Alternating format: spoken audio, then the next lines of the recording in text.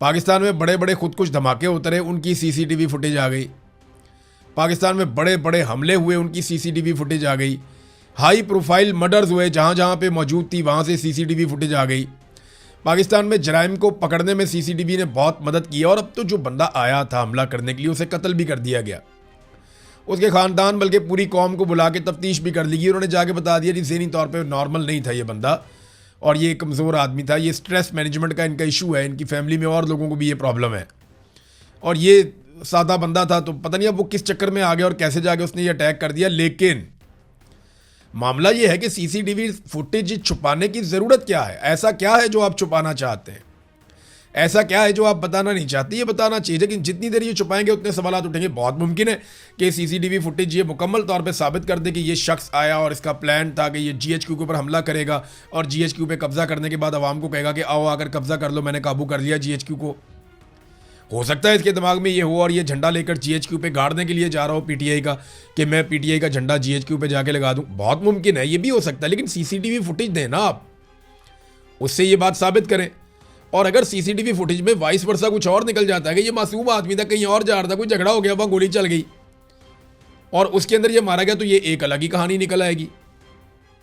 तो हम कुछ कह नहीं सकते क्योंकि हम वहां मौजूद नहीं है। लेकिन तलाल चौधरी कह सकते हैं क्योंकि वो बिला वजह कहने की उनको आदत है, वो तो प्रोपेगेंडे के लिए कोई चीज़ ढूंढते हैं।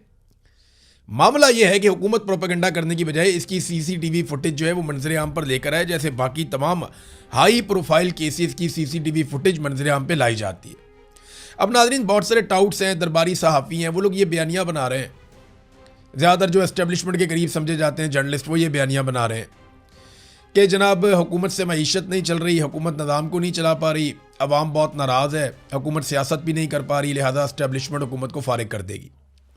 सुहेल वड़ाइच भी उन लोगों में से एक है, और भी कुछ लोग हैं वो इस तरह की बातें करते रहते हैं। लेकिन मेरा एक सादा सा सवाल है कि हुकूमत तो हुकूमत चला ही नहीं रही। इस वक्त ना नून लीग हुकूमत चला रही है, ना पीपल्स पार्टी चला रही है। हुकूमत तो फील्ड मार्शल आसिम मुनीर चला रहे हैं।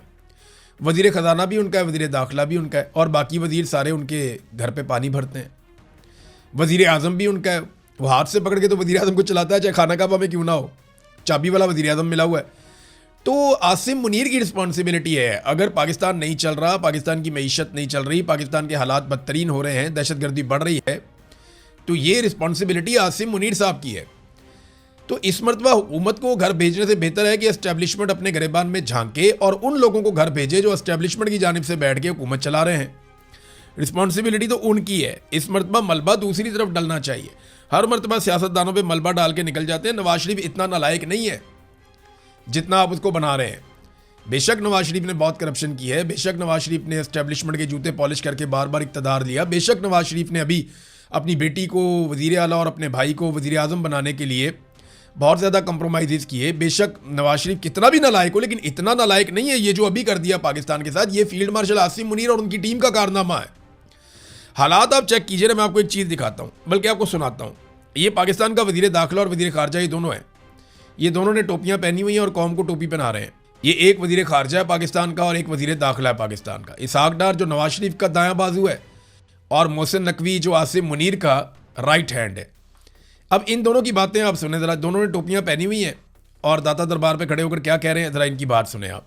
अल्लाह ताला ने और इन बुजुर्गान दीन ने मोहसिन नकवी साहब से ये काम लिया। मैं इस हवाले से दिल के गहराइयों से इनको मुबारकबाद पेश करता हूँ। एक चीज और ऐड कर लें कि आज से हमने ऑनलाइन नजराना भी शुरू कर दिया है कि अगर कोई शख्स लंदन बैठा है, अमेरिका बैठा है, या पाकिस्तान से बाहर है या पाकिस्तान के अंदर, वो ऑनलाइन देख भी दे सकता है, चादर भी चढ़ा सकता है उसको। ऑनलाइन नजराना शुरू कर दिया, ये पाकिस्तान का वज़ीर दाखिला बता रहा है, और वज़ीर ख़ारजा कह रहा है कि ये सआदत अल्लाह ताला ने और बुजुर्गान दीन ने ये काम जो है वो हमारे वज़ीर दाखिला से लिया है। वो कह रहे जी मैं इसमें ऐड कर देता हूँ कि हम ऑनलाइन आप नजराना भी भेज सकते हैं। बरतानिया में, अमेरिका में, दुनिया में कहीं भी आप बैठे हुए, वहाँ से आप चादरें भी चढ़ा सकते हैं ऑनलाइन, और ऑनलाइन आप देके भी चढ़ा सकते हैं। आप अंदाज़ा करें, ये पाकिस्तान का एक वज़ीर ख़ारजा है, एक वज़ीर दाखिला है। वज़ीर ख़ारजा वो है जिसके नवासे ने अभी पाकिस्तान का नाम रोशन किया, 2 गैर मुल्की ख़वातीन को बुलाकर उनका रेप करवाया, उनके साथ जुल्म और ज़्यादती की, उनके साथ जबर किया और पाकिस्तान को पूरी दुनिया में बदनाम किया। वज़ीर दाखिला वो है जिसका SHO ही नहीं मिल रहा, जिस SHO ने सारे दहशतगर्दों को अकेले मार देना था। वो टार्जन मिल ही नहीं रहा, वो किधर गया SHO जिसको ये लेकर आए थे और उससे उन्होंने बड़े कारनामे करवाने थे। बहरहाल ये वज़ीर दाखिला, ये वज़ीर ख़ारजा और ये आसिम मुनीर की टीम, और ये चला रहे हैं जनाब मुल्क, तो मुल्क का तो यही हाल होना था।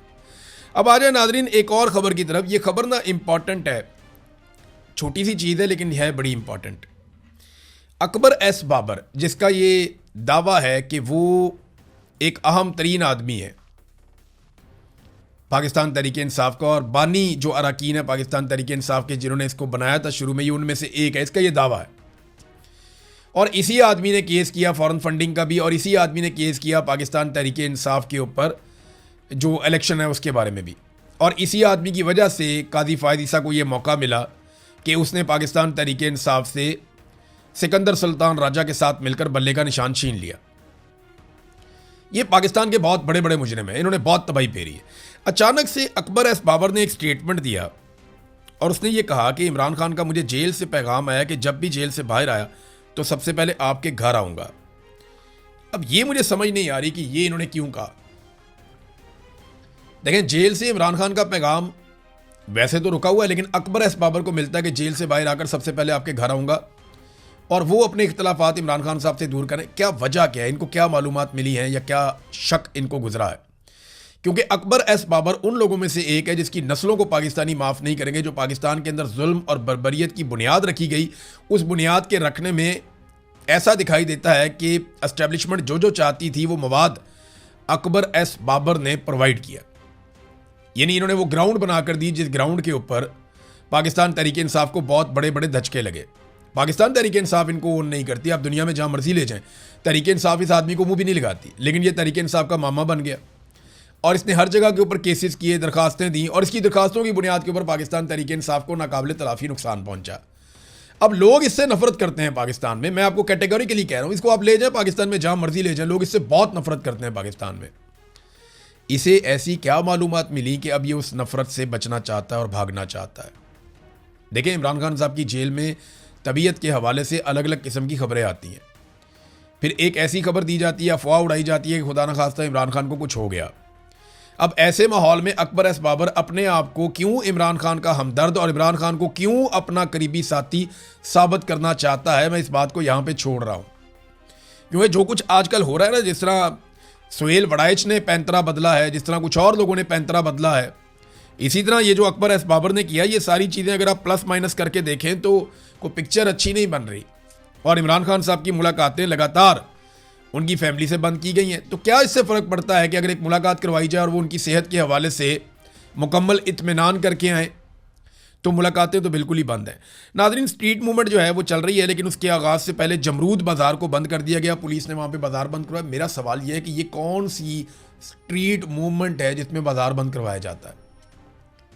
भाई, बाज़ार तो खुले होते हैं। स्ट्रीट मूवमेंट ये नहीं है कि आपने जलसा करना है या किसी जगह पे आपने रैली निकालनी, वो नहीं है स्ट्रीट मूवमेंट। वो एक पॉलिटिकल एक्टिविटी है अलग तरह की, उससे मोमेंटम बनता है, मोटिवेशन मिलता है।